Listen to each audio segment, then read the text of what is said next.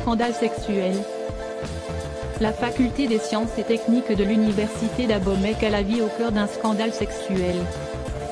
Tout est parti d'une plainte déposée par une ancienne stagiaire du décanat de la dite faculté, au commissariat d'Abomey-Calavi. La jeune dame accuse le doyen, le vice-doyen et le chef scolarité d'avoir tenu plusieurs fois des rapports sexuels avec elle dans leur bureau sous des menaces durant son stage.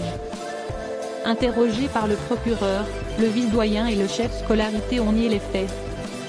Le doyen quant à lui a reconnu avoir eu des rapports intimes avec la jeune dame dans un hôtel avec son consentement.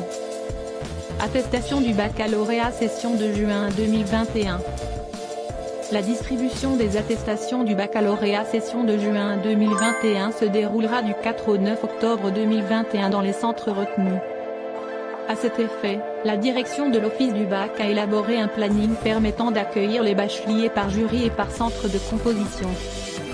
L'objectif à en croire les responsables de l'office est de servir les requérants avec célérité et d'éviter au maximum les attroupements par ces temps de crise sanitaire liés à la Covid-19. Déguerpissement des artisans.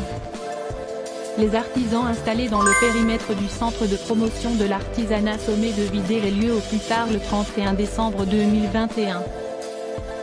La décision a été rendue publique par une injonction du gouvernement. Le même document indique qu'en lieu et place des installations actuelles, seront érigés, un village artisanal, une galerie d'art et un pôle sportif entrant dans le cadre du nouveau projet Unafrica. Déboussolés après l'annonce de la décision, les artisans installés sur les lieux depuis de longues années ne savent plus à quel saint se vouer. Dissolution de la CNCB. On n'en sait désormais plus sur les raisons de la dissolution du Conseil national des chargeurs du Bénin, CNCB.